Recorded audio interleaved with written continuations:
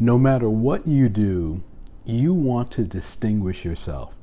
You certainly don't want people to think of you as being part of this group of members of your profession.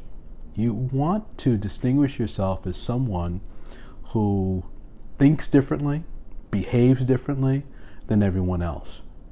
And there's no area where that is more important than marketing. There are lots of people in marketing with various levels of expertise and experience in different industries, with different perspectives, with different aspects of the marketing process that they're aware of. And just describing yourself as a marketing person really doesn't say anything. In fact, it might even say that you're not someone that should be listened to.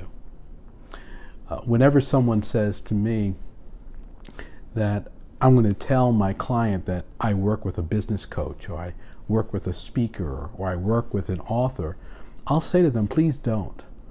Because I don't want someone to present me as being a member of a particular category. And I would encourage you to rethink how you present yourself and what's your calling card, so to speak. What is it about you and your approach and your philosophy in what you do that distinguishes you from the many, many other people in your category?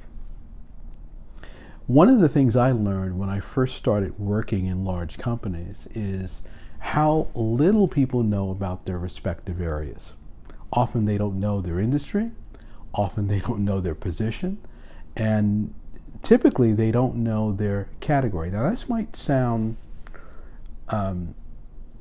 crazy. It might sound like something that just couldn't be true, because there are so many people who are really good at what they do. They're great professionals. But you'll find in many fields, people don't know their particular category. What they know is how their company approaches it. So the question is, do you know marketing or do you know policy? Do you know marketing or do you know procedure? Do you know marketing or the way we do it? What I find is many people just don't know marketing philosophy and sales philosophy and strategies. What they know is how their organization does it. And in fact, it often is something that's more akin to operations, more akin to the logistics, more akin to the paperwork than it is the practice of really being a good marketer. Now, one way of identifying yourself as a great marketer is whether or not you're a student of marketing. Are you someone who is looking around all the time at the way people are marketing, the way companies have emerged, the practices they have embraced, the things that they've innovated, and realize that, wow, that's an interesting approach? You see, most people are insular, and their view of credibility in their field is that you're inside, that you're part of the association, that you're part of this company, you're part of this group of companies, or you worked in a certain circle, when in reality the innovation, the new ideas often come from the outsider. It comes from the person who looks at the industry, at the company, at the function, and says, you know what, we could do this better. And often that person is putting themselves in the seat of the client, and so they're understanding what we can do better to serve the client. So if you're a marketer and you are turned off by marketing, that's a good sign that you're not a real marketer. If you see marketing and you run away from it, that's a good sign that you're not a real marketer. If someone is pitching you on something even, and you're frustrated, you're angry about that, you're probably not a marketer, because you're not someone who is looking at that and trying to see, well, how do they do this? And how does this all add up? That discomfort that someone is trying to loosen your wallet from you is something that concerns you. And I know that I'm always studying marketing and always looking, and I've got lots of material I'm looking at. I'm looking at pitches, I'm listening to pitches, I'm seeing emails. Often someone will will present something to me, an idea that they're marketing to me, and I'm not turned off by it.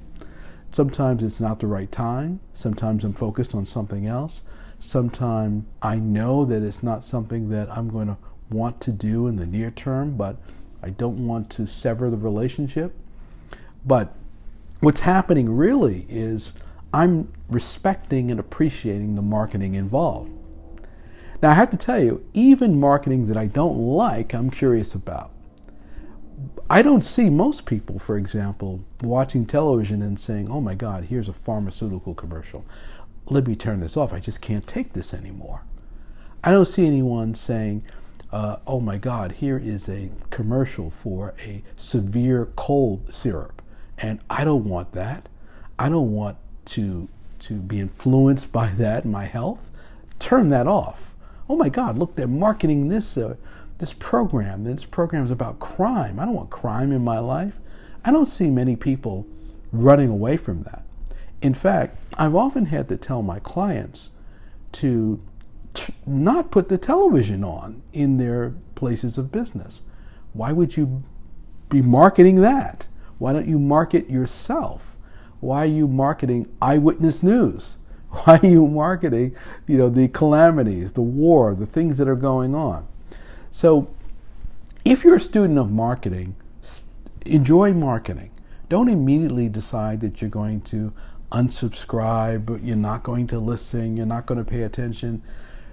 The power of marketing is that it's happening all around you and there's lots to be learned. And when you really understand the principles behind it, you can apply it better and you can get better results for yourself.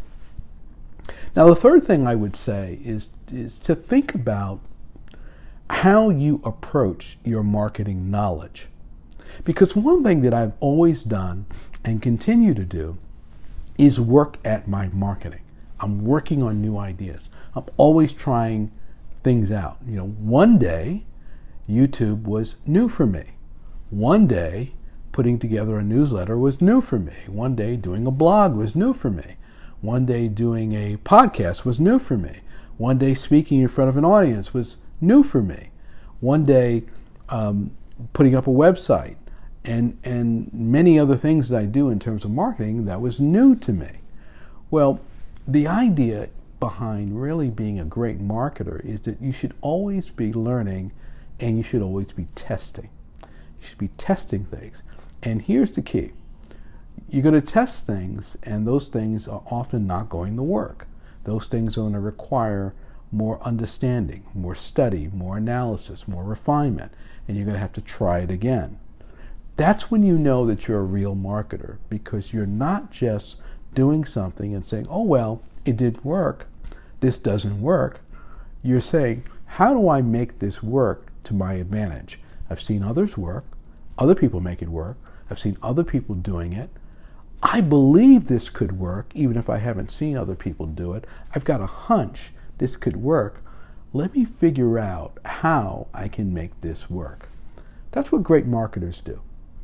So understanding marketing, applying marketing, and being successful at marketing is more than just calling yourself a marketer. The truth about marketing is, number one, most people are focused more on the policy, the procedure, the operations, and the details associated with their company or their industry. And they think of themselves as marketers, but they're far from it.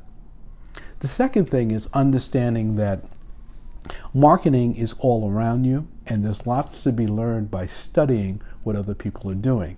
If you're turned off by marketing, you're not a real marketer. And number three, real marketing success comes from study, testing, and refining what you've learned so that you can get results. Sometimes it takes weeks, months, and even years to get results. But when you start getting results as a result of your marketing, boy, is that thrilling. It is so rewarding, so refreshing, and so profitable when your marketing works. If you like this tip, give me a thumbs up. Let me know that you liked it.